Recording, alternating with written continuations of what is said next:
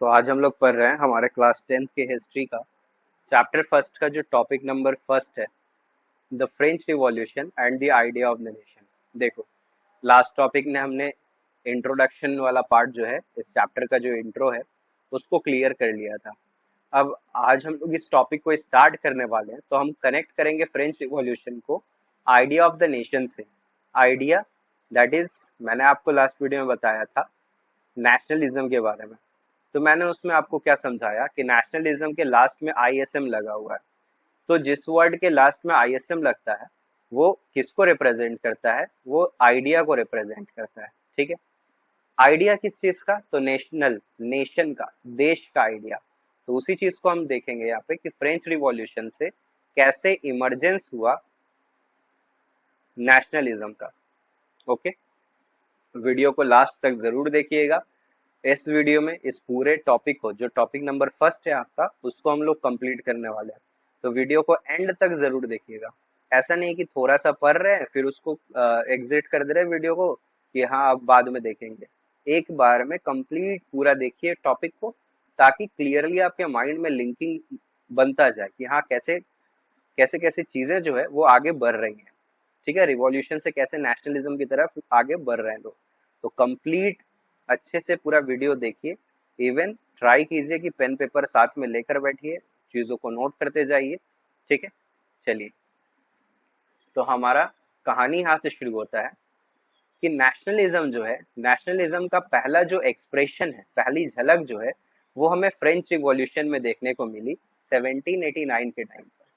तो 1789 के टाइम पर हमारा फ्रेंच रिवॉल्यूशन शुरू हुआ।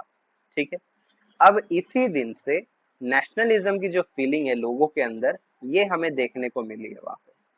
अब आपको पता ही होगा कि फ्रांस जो है 1789 से पहले एक मॉडर्न स्टेट हुआ करता था। नाउ मॉडर्न स्टेट का कॉन्सेप्ट हमने लास्ट वीडियो में क्या डिस्कस किया था कि मॉडर्न स्टेट मतलब इसके पास टेरिटरी डिफाइंड होनी चाहिए, और दूसरा इसका जो रूलर है वो मोनार्क होना चाहिए। मतलब यहाँ पे किंग का रूल होना चाहिए और टेरिटरी फिक्स होनी चाहिए, तो उसको मॉडर्न स्टेट कहते हैं। तो फ्रांस जो है 1789 से पहले एक मॉडर्न स्टेट हुआ करता था, जो जिसकी एक टेरिटोरियल स्टेट थी, जिस पर एक मोनार्क का रूल हुआ करता था। लेकिन जब फ्रेंच रिवॉल्यूशन हुआ तो ये एक ऐसा इवेंट हुआ कि जिसने फ्रांस की पॉलिटी, फ्रांस का कॉन्स्टिट्यूशन पूरा चेंज करके रख दिया। पहले जो पावर मोनार्क के पास हुआ करती थी, अब वो पावर फ्रेंच सिटीजन्स के पास है। अभी देखिए, सिटीजन्स का कॉन्सेप्ट आ गया। सिटीजन्स वहां होता है जहां देश होता है, वरना राजा के अंडर में जो लोग होते हैं उनको सब्जेक्ट्स कहा जाता है। ठीक है, सिटीजन्स का वर्ड, सिटीजन्स वर्ड जो है ये कहाँ पे यूज किया जाता है? जहाँ पे नेशन की बात हो। तो अब जो पावर है, जो सॉवरेनिटी मतलब पावर, सॉवरेनिटी मतलब क्या होता है कि मेरे से ऊपर कोई नहीं, इसको हम सुप्रीम पावर कहते हैं। सुप्रीम पावर, मैं कुछ भी करूं, कोई मुझे उस पर बोलने वाला नहीं है, मेरा ही फैसला आखिरी फैसला है, इसको सुप्रीम पावर कहते हैं। तो सॉवरेनिटी अब राजा के पास नहीं है, बल्कि फ्रांस के सिटीजन्स के पास है। इस रिवॉल्यूशन के थ्रू लोगों को ये समझ में आया कि अब हमें अपने नेशन को कॉन्स्टिट्यूट करना है। क्यों? क्योंकि फ्रांस पहले अलग अलग डायनेस्टीज में बटा हुआ था, लेकिन रिवॉल्यूशन के बाद डिसाइड हुआ कि अब हमें अपने देश को कॉन्स्टिट्यूट करना है, एक करना है, यूनाइट करना है। ठीक है, और आगे हमारा देश कैसा होगा, यानी हमारी डेस्टिनी इन फ्यूचर कैसी होगी, उसे भी अब हमें डिसाइड करना है। तो फ्रेंच रिवॉल्यूशन से कहानी पूरी फ्रांस की बदली।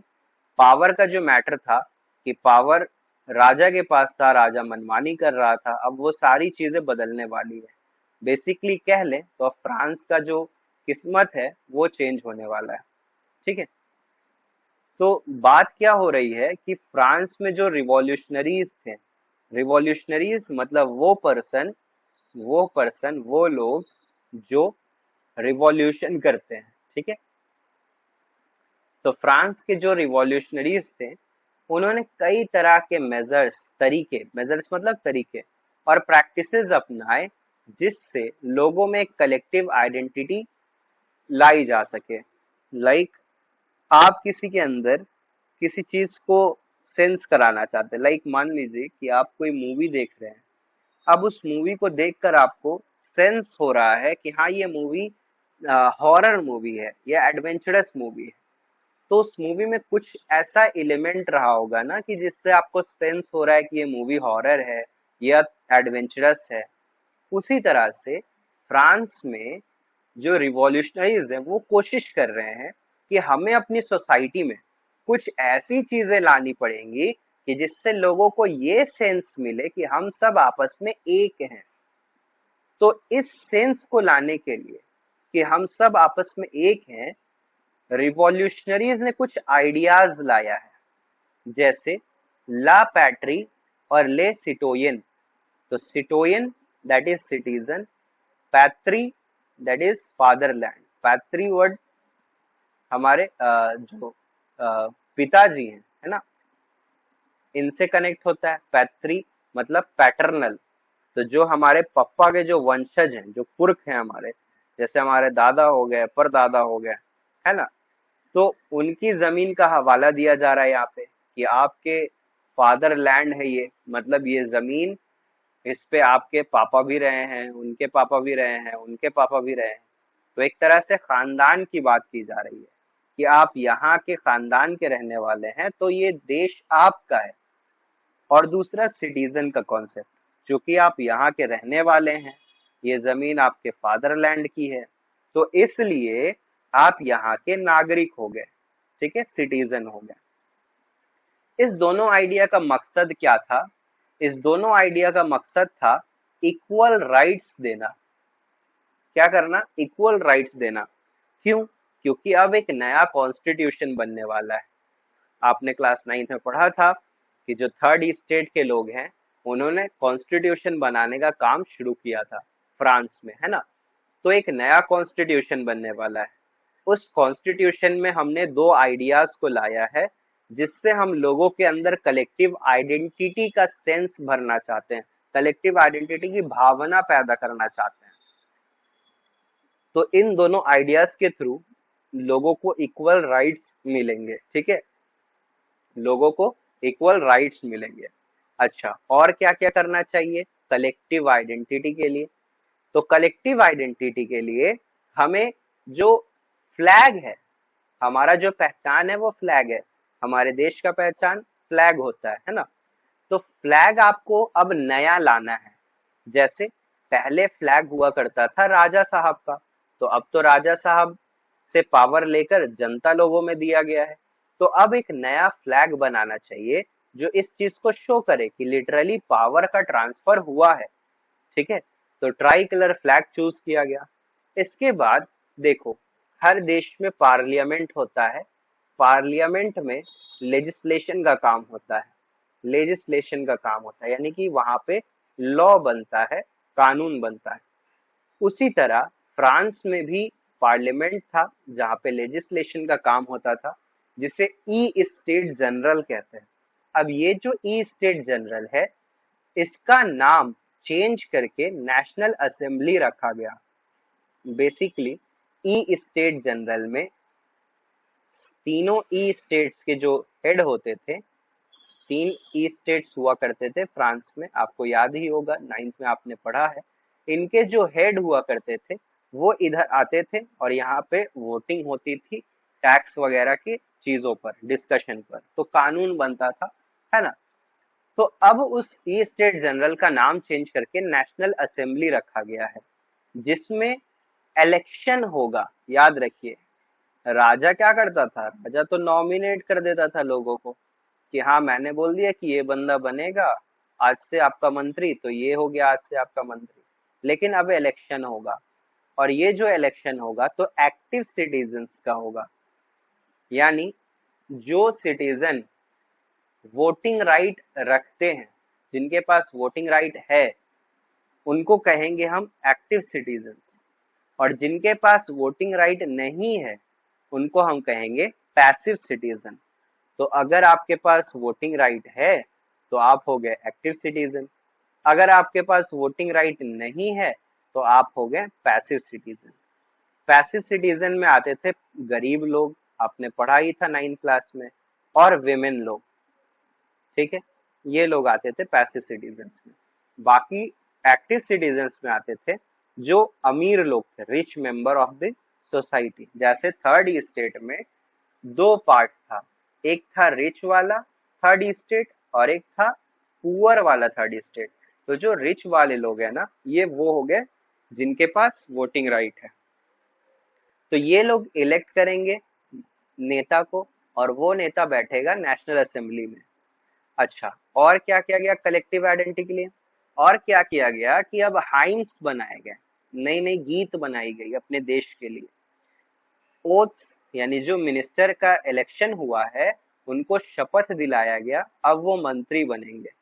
तो जो लोग, जो रिप्रेजेंटेटिव चूज किए गए, जिनका इलेक्शन हुआ है, जिनको जनता ने चुना है, अब उनको शपथ दिलाया जाएगा, अब वो मंत्री बनेंगे।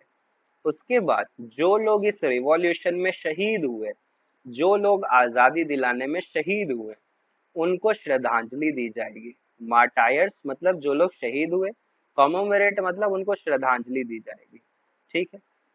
अब ये सारी चीजें जो भी हो रही है ना, ये किसके लिए हो रही है? ये सिर्फ और सिर्फ देश के लिए हो रही है, किसी राजा के लिए नहीं हो रही है। तो ये सारे चीजों के थ्रू ये शो कराया जा रहा है कि देखो, अब जो पावर है वो हम सिटीजन्स के पास है, ना कि राजा के पास। तो इस तरह से फ्रांस की पॉलिटी जो है वो चेंज हो रहा है, कॉन्स्टिट्यूशन चेंज हो रहा है। इसके अलावा और क्या काम किया गया कि एक सेंट्रलाइज्ड एडमिनिस्ट्रेटिव सिस्टम बनाया गया, यानी कि जितना भी राजपाट का काम संभालना है, जितना भी अ, अपने फ्रांस में रूल्स और रेगुलेशन लगाना है, नियम कानून बनाए रखना है, तो उसके लिए एक सेंट्रल सिस्टम बनाया गया, केंद्र का सिस्टम। मतलब कोई सेंटर पे होगा, वो डिसाइड करेगा कि किस तरह का कानून हमारे देश में चलेगा, मतलब फ्रांस में चलेगा। तो यूनिफॉर्म लॉज लाए गए सिटीजन्स के लिए। जैसे हमारे इंडिया में देखिए, इंडिया में जितने लोग रहते हैं तो सब पे हमारे देश का कानून बराबर बराबर लागू होता है ना। जैसे अगर कहा गया है कि सब लोगों को बाइक चलाते टाइम हेलमेट लगाकर चलना है, तो पूरे देश में ये कानून है। ऐसा नहीं कि किसी एक स्टेट में ये कानून लगा हुआ है और दूसरे स्टेट में नहीं है, बिल्कुल नहीं। पूरे देश में यही कानून है कि जो भी बाइक ड्राइविंग कर रहा है, बाइक राइडिंग कर रहा है, तो वो हेलमेट लगा कर चलेगा, ठीक है। उसी इसको हम कहते हैं यूनिफॉर्म लॉज, कि जो एक के लिए कानून है वही कानून सबके लिए होगा। तो ये जो यूनिफॉर्म लॉज है, इसका कॉन्सेप्ट भी फ्रांस में अडॉप्ट किया गया। इसके अलावा जो भी इंटरनल कस्टम ड्यूटीज लगता था, ये टैक्स होता है। कस्टम ड्यूटी मतलब टैक्स, सामान लाने ले जाने पर टैक्स लगता है, ठीक है। जैसे हम बिहार से झारखंड सामान लेकर जा रहे हैं, तो हमें कुछ इंटरनल कस्टम ड्यूटीज यानी टैक्स देना पड़ेगा, तो इसको अबॉलिश कर दिया गया। इवन जो ड्यूज भी था लोगों पर, जो मेमोरियल ड्यूज था, है ना, आपने 9th में पढ़ा होगा, तो मेमोरियल ड्यूज को भी अबॉलिश किया गया। उसके बाद वेट्स और मेजरमेंट के सिस्टम को भी यूनिफॉर्म किया गया। वही जो मैंने आपको एग्जांपल में समझाया कि जो एक जगह पर यूनिफॉर्म वेट सिस्टम है, मेजरमेंट सिस्टम है, वही दूसरे जगह पे भी होगा, पूरे के पूरे फ्रांस में होगा। तो पूरे के पूरे फ्रांस में वेट्स और मेजरमेंट के सिस्टम को यूनिफॉर्म किया गया।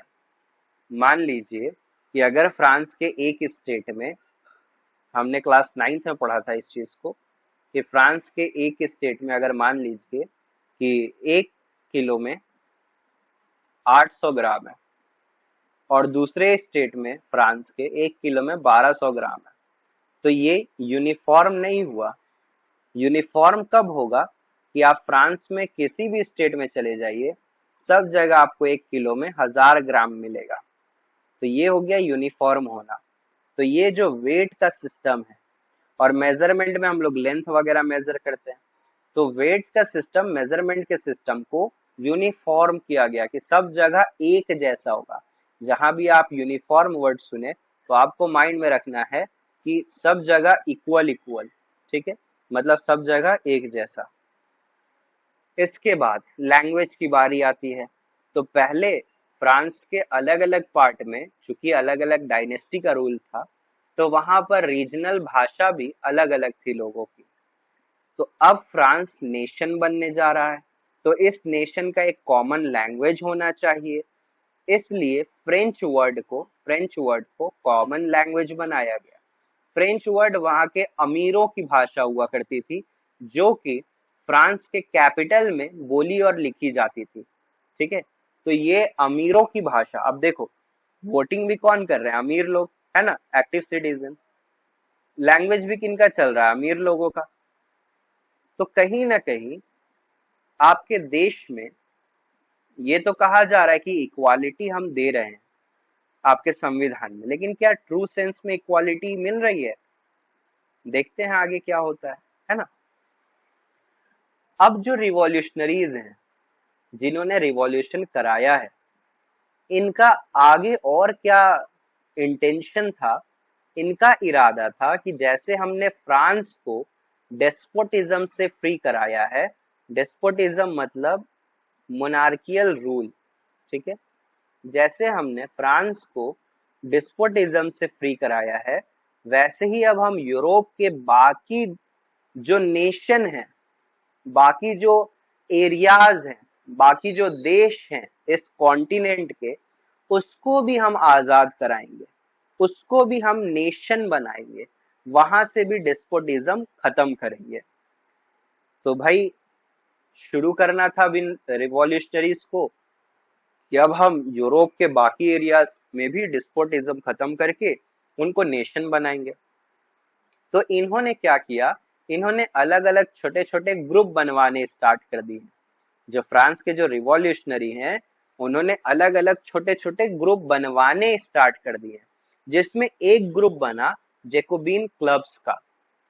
अब मान लीजिए कि आप एक पार्टी हैं और आपने छोटे छोटे ग्रुप्स बनाए हैं। तो ये ग्रुप क्या करेंगे कि आपका मतलब आपकी जो पार्टी का जो आइडिया है, जो आइडियोलॉजी है, मतलब जो काम है, जो आप क्या काम करना चाह रहे हैं, ये ग्रुप उस काम को प्रमोशन करेंगे सब लोगों के बीच में।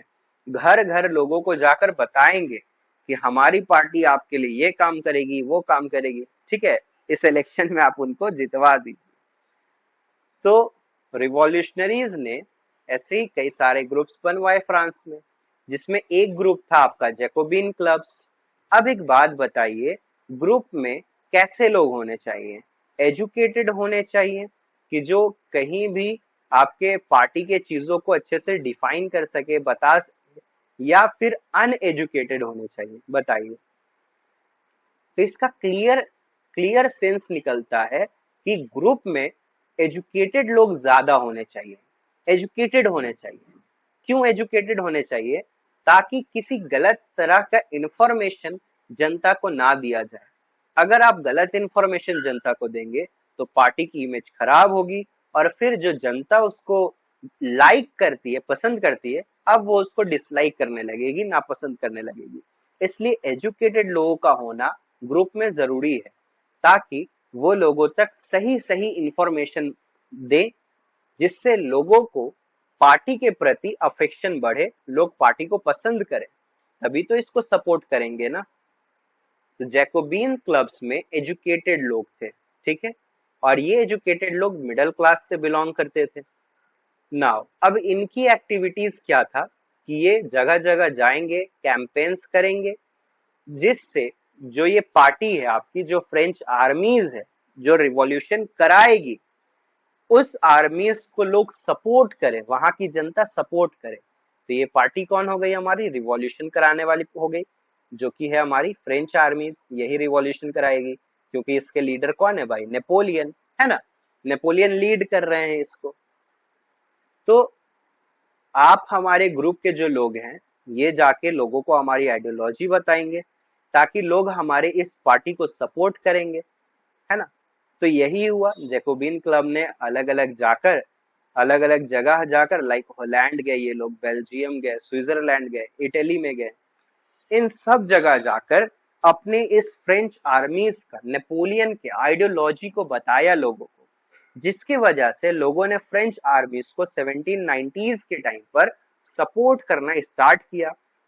अब जब लोगों ने सपोर्ट किया तो अलग अलग जगह पर जाकर इन फ्रेंच आर्मीज ने नेशनलिज्म को फैलाया, रिवॉल्यूशन किया, वहां पे डिस्पोटिज्म को हटाया, राजा के रूल को हटाया। ठीक है, तो आप देख सकते हैं ये है यूरोप का मैप। ठीक है, देखिए ये यूरोप का मैप है after the Congress of Vienna 1815। Congress of Vienna मतलब जब नेपोलियन को हरा दिया गया, जब नेपोलियन डिफीट हो जाएगा, हार जाएगा। कहाँ हारेगा? तो बैटल ऑफ वाटरलू में। वाटरलू एक जगह है ना? तो बैटल ऑफ वाटरलू में नेपोलियन हार जाएगा। तो इसी के बाद का ये मैप है।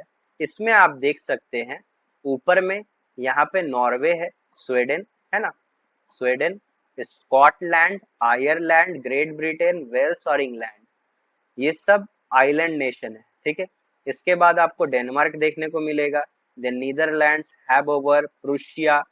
ये प्रूशिया जो है और ऑस्ट्रिया ये मिलाकर जर्मनी बनेगा आगे जाकर। ठीक है, तो प्रूशिया है, ऑस्ट्रिया है, ये पूरा ऑस्ट्रियन एम्पायर है। ये भी हमारे चैप्टर के लिए बहुत जरूरी है क्योंकि हम लोग पढ़ेंगे ऑस्ट्रियन एम्पायर के बारे में, है ना। ये पूरा ऑस्ट्रियन एम्पायर है ये। उसके बाद यहाँ पे प्रूशिया भी इम्पोर्टेंट है हमारे लिए, आने वाले क्लासेस में प्रूशिया भी इम्पोर्टेंट है। देन फ्रांस देखिए आप, फ्रांस के बगल में स्पेन है, तो हमें फोकस करना है फ्रांस के ऊपर। फ्रांस के बगल में आप देखो स्विट्जरलैंड, स्विट्जरलैंड। ठीक है, चलो क्लियरली दिख रहा होगा अब, है ना। तो ये हो गया फ्रांस, फ्रांस के बगल में स्विट्जरलैंड। एकदम मैप को एकदम माइंड में रखना। नॉर्थ की तरफ कौन है? नॉर्थ की तरफ नीदरलैंड्स है, एन से नॉर्थ, एन से नीदरलैंड। साउथ की तरफ कौन है? स्पेन, एस से साउथ, एस से स्पेन, याद रहेगा। और इस साइड है आपका स्विट्जरलैंड। ठीक है, स्विट्जरलैंड के आगे जाएंगे तो ऑस्ट्रिया देखने को मिलेगा। अब ये पार्ट जो है प्रेजेंट डे में इसको हम इटली कहते हैं, प्रेजेंट डे में इसको हम इटली कहते हैं। ठीक है, इटली है ये। लेकिन उस टाइम पे इटली भी अलग अलग पार्ट में बटा हुआ था। जैसे ऊपर में था लोम्बार्डी, वेनेशिया, उसी तरह छोटे छोटे स्टेट्स थे आपके। Then kingdom of two Sicilies, then यहाँ सार्दिनिया, पिडमोंट, क्रॉसिका, है ना। तो ये मैप हुआ करता था नेपोलियन के हारने के बाद। अब यहाँ से हमें कहानी शुरू करनी है नेपोलियन के बारे में, क्योंकि अब नेपोलियन की आर्मी जो है वो नए नए जगह पर जा रही है। जैसे हमने देखा हॉलैंड में गई, स्विट्जरलैंड में गई, देखा आपने स्विट्जरलैंड बगल में ही था, है ना। इटली में गई, मैंने आपको इटली का भी दिखाया। तो जैसे जैसे टेरिटरी आगे बढ़ती चली गई, नेपोलियन के कंट्रोल में आती गई, तो नेपोलियन उस जगह को काफी ज्यादा रिफॉर्म करने लगा, सुधारने लगा, क्योंकि उसने वहां पे से डेस्पोटिज्म खत्म किया है। तो जैसा फ्रांस था, देखो रिवॉल्यूशनरीज का मेन मुद्दा क्या था कि हमने जो डेवलपमेंट फ्रांस में की है, जो हमने रूल फ्रांस में लाया है, वो पब्लिक ऑर्डर, उस तरह का सिस्टम हम पूरे यूरोप में भी फैलाएंगे। तो इसलिए जहां जहां नेपोलियन गया यूरोप में, हर उस जगह पे इसने फ्रांस के जैसा ही सिस्टम लागू करना शुरू कर दिया। ठीक है, तो फ्रांस में कॉन्स्टिट्यूशन चेंज हुआ था, तो बाकी जगह भी कॉन्स्टिट्यूशन चेंज होगा। फ्रांस में वेट और मेजरमेंट का सिस्टम यूनिफॉर्म हुआ था, तो बाकी जगह भी होगा। फ्रांस में लैंग्वेज कॉमन बना था, तो यूरोप के बाकी जगह भी लैंग्वेज कॉमन होगा। तो इस तरह से देखा जाए तो नेपोलियन ने काफी सारे चेंजेस, काफी सारे रिफॉर्म्स लाना शुरू किए। ठीक है, through a return to monarchy Napoleon had no doubt destroyed democracy in France. तो अगर रियल मायने में बात किया जाए तो नेपोलियन का दो फेस देखने को हमें मिलता है। नेपोलियन का दो फेस देखने को मिलता है। एक तरफ वो एडमिनिस्ट्रेशन को तो बढ़िया कर रहा था लोगों के लिए, एडमिनिस्ट्रेशन को तो रिफॉर्म कर रहा था लोगों के लिए, लेकिन दूसरे तरफ कहीं ना कहीं इनडायरेक्ट मोनार्की चला रहा था। क्यों? क्योंकि इसने पावर को अपने अपने में लेकर पावर को बस लिमिट कर दिया। अब पावर ये किसी और को नहीं देगा। नेपोलियन क्या है? फ्रांस का हेड बन बैठा है, तो अब इसके अलावा और कोई हेड नहीं बनेगा। जो लोग इसको फेवरेट होंगे, जो लोग को ये पसंद करेगा, ठीक है, जो लोग को ये पसंद करेगा, उनको अलग अलग जगह पर रूल करने के लिए दे देगा। लाइक इसके फैमिली के लोग हो गए या इसके फ्रेंड्स हो गए, तो जो भी नया नया जगह को ये अपने कंट्रोल में लाएगा, वहां पे उनको बैठा देगा रूल करने के लिए, है ना। मतलब कहने का ये है कि नेपोलियन पावर को पावर को फ्री नहीं छोड़ना चाहता है। मतलब ऐसा नहीं करना चाहता है कि नॉर्मल सिटीजन भी हेड बन सके। ये बेसिकली पावर को अपने पास रखना चाहता है, और यही वजह है कि नेपोलियन को लास्ट में लोग जो है रिजेक्ट करने लगेंगे, लोग इसके अगेंस्ट में चले जाएंगे। क्यों? क्योंकि इसने वादे तो बहुत बहुत किए लेकिन निभाया कुछ भी नहीं। एडमिनिस्ट्रेशन में रिफॉर्म लाया, नो डाउट, लेकिन मोनार्की भी इसने शुरू कर दी। तो भाई पहले भी तो मोनार्की ही चल रहा था, तभी तो लोग परेशान हो गए ना, और फिर अब तुम भी वही काम कर रहे हो। नाउ आगे क्या होता है, नेपोलियन जो है अपना एक कोड लाता है 1804 के टाइम पर, जिसको नेपोलियनिक कोड कहते हैं और सिविल कोड भी कहते हैं। तो सिविल मतलब होता है जनता, citizen. Civil that is citizen, ठीक है। तो सिविलियंस के लिए यानी सिटीजन्स के लिए एक कोड लाया जाता है, जिसे हम कोड ऑफ कंडक्ट कहते हैं। मतलब क्या क्या रूल लागू होगा आज से।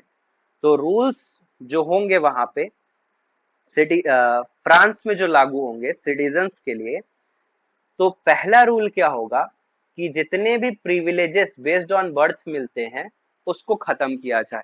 लाइक पहले फ्रांस में क्या चलता था सिस्टम, कि अगर कोई नोबल है तो इसका बेटा भी नोबल बनेगा आगे जाकर। अगर कोई क्लर्गी है तो इसके बेटे भी आगे जाकर क्लर्गी बनेंगे। तो ये बाय बर्थ लोगों का अधिकार रहता था कि भाई आपका जो पोस्ट है फ्रांस के गवर्नमेंट में, लाइक आप राजा के नोबल हैं, मान लीजिए आपके अंडर में मिलिट्री डिपार्टमेंट आता है, आप सेनापति हैं। आप जो नोबल हैं, आप कैसे वाले नोबल हैं? तो आप सेनापति हैं, आप राजा के सेना को कमांड करते हैं। तो आपका बेटा भी क्या होगा कि वो भी आगे जाकर सेनापति बनेगा। तो ये सिस्टम थी प्रिविलेजेस की। और क्या था? और था कि जैसे फर्स्ट और सेकंड ई स्टेट वाले जो लोग हैं, इनको टैक्स नहीं देना पड़ता था। टैक्स जो है इनको नहीं देना पड़ता था। तो ये जो फैसिलिटी है इनके बच्चों पर भी लागू होगा। तो अगर क्लर्गी है तो इनका बेटा भी टैक्स से बच गया, नोबल है इनका बेटा भी टैक्स से बच गया। तो पहला रूल इस कोड ऑफ कंडक्ट का, इस सिविल कोड का पहला रूल क्या कहता है कि जितने भी प्रिविलेजेस मिलते थे बेस्ड ऑन बर्थ, अब उसको खत्म किया जाए। दूसरा क्या कहता है? दूसरा कहता है कि इक्वालिटी लाना है हमें फ्रांस में और बाकी जो भी जगह है जहां जहां नेपोलियन इस कोड को लागू करेगा, ठीक है, जहां जहां रूल करेगा, उन सारे जगह पे भी इक्वालिटी लाया जाए। तीसरा, राइट टू प्रॉपर्टी, लोगों को उनके प्रॉपर्टी पर राइट दिया जाए कि उनसे उनका प्रॉपर्टी कोई नहीं छीनेगा, ठीक है। तो तीन चीजें नेपोलियनिक कोड के अंदर हमें देखने को मिली। पहला, प्रिविलेजेस खत्म किया गया, जो टैक्स से बच जाते थे, पोस्ट जो इनकी फिक्स रहती थी। दूसरा, इक्वालिटी लाया गया। तीसरा, राइट टू प्रॉपर्टी। तो इन कोड्स को हर उस जगह पे लागू किया गया जो फ्रांस के कंट्रोल में थे। जैसे डच में Dutch Republic, Switzerland, Italy, Germany, ठीक है। अब इन जगह पर नेपोलियन ने और भी कई सारे काम किए। जैसे इन जगहों पर नेपोलियन ने फ्यूडल सिस्टम को खत्म किया, ठीक है। फ्यूडल सिस्टम को नेपोलियन ने वहां पे खत्म किया। अब मैं आपको फ्यूडल सिस्टम समझाता हूँ, ठीक है। तो फ्यूडल सिस्टम क्या होता है, ध्यान से समझिएगा। थोड़ा मैं इसको इरेज कर दूं यहाँ से। चलिए, तो हम बात करते हैं फ्यूडल सिस्टम की। हम बात करते हैं फ्यूडल सिस्टम की। फ्यूडल सिस्टम क्या होता है, ध्यान से समझिएगा। पहले के एडमिनिस्ट्रेशन में सबसे टॉप पे होते थे किंग। अब किंग के अंडर में आते थे नोबल्स। नोबल्स के अंदर में आते थे आपके नाइट्स,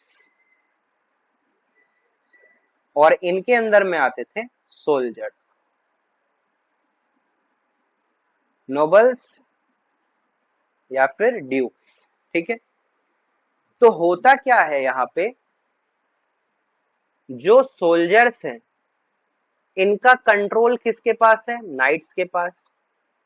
जो नाइट्स हैं, सेनापति हैं, इनका कंट्रोल किसके पास है, नोबल्स या ड्यूक्स के पास। अब जो नोबल्स या ड्यूक्स हैं इनका कंट्रोल किसके पास है, किंग के पास। तो इस तरह से देखा जाए तो राजा का रूल, राजा का जो कंट्रोल है, सिर्फ और सिर्फ इस वाले लोगों पर है, इन लोगों पर, नोबल्स और ड्यूक्स के ऊपर। बाकी जो नाइट्स और सोल्जर्स हैं इनके ऊपर राजा का डायरेक्ट कंट्रोल नहीं है, ठीक। चलिए, अब आप जो सर्विस दे रहे हैं तो उसके बदले में राजा आपको जमीन देगा, ठीक है। कि आपका खर्चा, उस जमीन से जो भी टैक्स आएगा या जो भी उस जमीन पे खेती बाड़ी होगी उससे जो पैसा आएगा उससे आपका खर्चा निकल जाए। तो नोबल्स के सर्विस के बदले किंग उनको लैंड देगा, ठीक।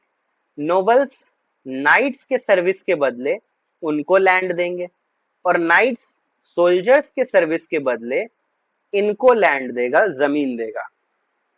तो इस तरह से हमें क्या देखने को मिल रहा है कि यहाँ पे जमीन का ट्रांसफर किया जा रहा है। अब एक बात बताइए, आपको जो सैलरी दे रहा है वही ना आपका बॉस हुआ। तो सोल्जर्स को सैलरी कौन दे रहा है, नाइट्स। तो सोल्जर्स सिर्फ और सिर्फ किसकी बात सुनेंगे, नाइट्स की, राजा की तो बात नहीं सुनेंगे। नोबल्स, नोबल्स को सैलरी कौन दे रहा है, किंग। तो नोबल्स सिर्फ उनकी बात सुनेंगे। नाइट्स को सैलरी यानी कि जमीन कौन दे रहा है, नोबल्स। तो नाइट्स नोबल्स की बात सुनेंगे, ड्यूक्स की बात सुनेंगे। तो इस सिस्टम को हम लोग कहते हैं फ्यूडल सिस्टम, जहां पे फ्यूडरीज देखने को हमें मिलते हैं, फ्यूडेटरीज, ठीक है। नाइट्स पता है क्या करता था, नाइट्स जो है अपनी जमीन पर इन सोल्जर्स को खेती बाड़ी करने के लिए, एग्रीकल्चर करने के लिए, फार्मिंग करने के लिए रखता था, ठीक है। और इसमें से जितना भी फसल उगेगा उसका कुछ पार्ट सोल्जर्स अपने पास रखेंगे और कुछ पार्ट्स नाइट्स को दे देंगे। इस तरह से ये पूरा का पूरा रूल चलता था। तो सोल्जर एज अ सर्फ भी काम करता था वहां पे। सर्फ मतलब कि इसी जमीन पे ये रहेगा भी, ठीक है, यहीं पे अपना घर बना के इसी जमीन पे रहेगा। घर का डिजाइन थोड़ा अलग बन गया, 1 मिनट में सही कर देता हूँ इस डिजाइन को घर के। तो इसी जमीन पे वो अपना घर भी बनाएगा, इसी में रहेगा और यहीं पे खेती बाड़ी भी करेगा। बिना नाइट्स के परमिशन के ये इस जमीन को छोड़कर कहीं नहीं जाएगा। नाइट्स ऐसा क्यों करते थे, इसलिए कि जब भी इनको सोल्जर्स की जरूरत होगी ये तुरंत यहाँ से सोल्जर्स को उठा के राजा के पास भेज देंगे। तो सोल्जर्स एज अ सर्फ काम करने लगे, वहां पे खेती बाड़ी करने लगे। जमीन किसकी थी, नाइट्स की। नाइट्स को किसने दिया, नोबल्स ने। नोबल्स को किसने दिया, किंग ने। तो ये हो गया फ्यूडल सिस्टम, सोल्जर्स आपके सर्फ बन गए, ठीक है। नाउ तो फ्यूडल सिस्टम को खत्म कर दिया गया। नेपोलियन ने ये जो जमीन देने वाला सिस्टम था खत्म कर दिया। क्यों, क्योंकि नेपोलियन क्या लेकर आ गया है, राइट टू प्रॉपर्टी, कि आपकी जमीन सिर्फ आपकी रहेगी और किसी और की नहीं। मतलब आप ट्रांसफर ऐसे नहीं कर सकते कि चलो हम तुमको तुम्हारे सर्विस के बदले जमीन देंगे, नहीं, ये चीज अब खत्म हो गया। तो फ्यूडल सिस्टम खत्म कर दिया। और जो पीजेंट्स थे, बेसिकली मैक्सिमम सोल्जर्स तो आपके किसान ही होते थे ना, तो जो पीजेंट्स थे उनको सर्फडम से, मतलब ये जो सिस्टम था कि आप यहीं रहो, फील्ड में ही यहीं खेती बाड़ी करो, बिना मेरे परमिशन के आप जाओगे नहीं यहाँ से छोड़कर। तो सर्फडम से उनको आजाद कर दिया गया कि भाई अब अपने मन से रहो, अपने मन से जहां जाना है जाओ, जो करना है करो, ठीक है। और जो भी मेनोरियल ड्यूज हुआ करता था, मेनोरियल ड्यूज, देखिए नाइट्स जो है ना, नाइट्स मेनर सिस्टम यही होता है, मेनर सिस्टम, कि हमने नाइट्स को जमीन दिया, अब नाइट्स जो है अपना वहां पे एक मैंशन बनाएगा, मैंशन बड़ा एकदम खूब बढ़िया सा एकदम मैंशन पैलेस बनाएगा, ठीक है, खूब बढ़िया सा मैंशन बनाएगा, वहीं पे अपनी इसकी जो जमीन है उस पे खेती बाड़ी करवाएगा, और यहाँ पे अपने सोल्जर्स को रहने भी देगा और खाने के लिए भी देगा, और यहाँ से ही लोग पैसा भी कमा रहे हैं खेती बाड़ी से। ये पूरा हो गया मैनोर सिस्टम। इसमें क्या होता था, कभी कभी इन पे ड्यूज भी आ जाता था, तो इस ड्यूज को खत्म करवा दिया गया। यानी कि अब पूरी तरह से जो भी इनके फ्यूडेटरीज हैं, जैसे नाइट्स किसका फ्यूडेटरी है, नोबल्स का, नोबल्स किसका फ्यूडेटरी है, किंग का। तो फ्यूडेटरीज को मेनोरियल ड्यूज से आजाद करा दिया गया, सोल्जर्स को सर्फडम से आजादी मिल गई, ठीक है, जो हमारे पीजेंट्स थे। अब टाउन्स की बात करते हैं। टाउन्स में भी लोगों के ऊपर कई तरह के रिस्ट्रिक्शंस थे। गिल्ड ग्रुप को कहते हैं। देखिए, जो व्यापारी लोग अपना ग्रुप बनाते हैं ना, तो उस ग्रुप को हम गिल्ड कहते हैं, ठीक है। जो व्यापारी लोग अपना ग्रुप बनाते हैं तो उस ग्रुप को हम गिल्ड कहते हैं। तो ये गिल्ड क्या किया, इस गिल्ड पे काफी सारा रिस्ट्रिक्शन लगा हुआ था राजा के टाइम पे, तो उन रिस्ट्रिक्शंस को खत्म कर दिया। तो मतलब अब लोग कहीं भी आ जा सकते हैं, फ्रीली अपने बिजनेस को प्रमोट कर सकते हैं, बिजनेस को आगे बढ़ा सकते हैं। तो बिजनेस बढ़ेगा तो इससे क्या होगा, पैसा आएगा, जिससे हमारी देश की जो इकॉनमी है वो इकॉनमी ग्रो करेगी। तो इसलिए गिल्ड रिस्ट्रिक्शन हटा दिया गया। इवन बिजनेस को और स्मूथ करना है, तो और स्मूथ कैसे होगा बिजनेस आपका, ट्रांसपोर्ट अच्छा करने से, कम्युनिकेशन अच्छा करने से। तो इन सभी चीजों के थ्रू जो नेपोलियन है, इसने पीजेंट्स को भी राहत दी, पीजेंट्स को भी, आर्टिसंस को भी राहत मिला, रिलीफ मिला, काम करने की अपॉर्चुनिटी मिल रही है लोगों को, अब फ्रीली लोग काम कर सकते हैं, वर्कर्स, बिजनेसमैन, अब सारे लोग खुश हो गए कि हाँ भाई नेपोलियन इतना अच्छा काम कर रहा है, अब तो हमें एकदम एक न्यू फाउंड फ्रीडम मिला है, मतलब हम आराम से अपने काम कर सकते हैं। पीजेंट्स जो भी खेती बाड़ी करेगा अपने पास रख सकता है, पीजेंट्स जो उगाना चाहे उगा सकता है। तो अब सबको आजादी मिल रही है। बिजनेसमैन, स्मॉल स्केल के प्रोड्यूसर्स, इनको सबसे ज्यादा फायदा हुआ, बिजनेसमैन को, और जो छोटे पैमाने पे जो मैन्युफैक्चरिंग करते थे, सामान बनाते थे, उनको सबसे ज्यादा फायदा हुआ। कैसे, अब यूनिफॉर्म लॉज होगा सब जगह, मतलब सब जगह एक ही कानून चलेगा। ऐसा नहीं कि कहीं पे कोई सामान बेचना बैन है, कहीं पे कोई सामान अलाउड है, नहीं, सब जगह एक ही कानून। अगर बैन है एक सामान एक जगह पे तो सब जगह बैन होगा। वेट्स और मेजरमेंट का सिस्टम स्टैंडर्डाइज कर दिया गया। मैंने आपको बताया ही स्टार्टिंग में ही कि जो फ्रांस में इसने लाया रिफॉर्म्स, वही रिफॉर्म पूरे यूरोप में ला रहा है। तो फ्रांस में वेट और मेजरमेंट का सिस्टम को यूनिफॉर्म किया था, तो अब देखो बाकी जगह भी चीजों को वही कर रहा है, सेम। कॉमन करेंसी, अब भाई पूरे देश की एक ही करेंसी होती है ना, जैसे हमारी करेंसी है रुपया, तो उसी तरह इनकी भी कॉमन करेंसी बना दी गई। ऐसा नहीं कि फ्रांस के अलग अलग हिस्से में अलग अलग करेंसी चल रहा है, नहीं, सब जगह कॉमन चलेगा।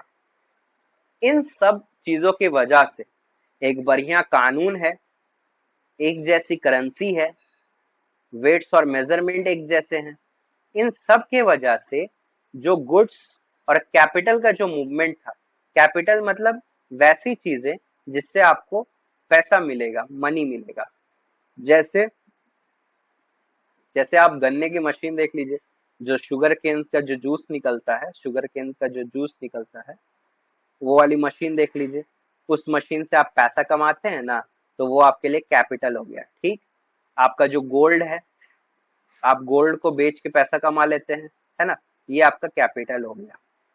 तो गुड्स का एक्सचेंज होना, कैपिटल का एक्सचेंज होना, एक जगह से दूसरे जगह ले जाना, इन सारी चीजों में बहुत ज्यादा बेनिफिट होने लगा, बहुत अच्छे से स्मूथली ये सारी चीजें होने लगी। तो जब इतना सारा कुछ हो रहा है तो सोचो इकोनॉमी ग्रो करेगी।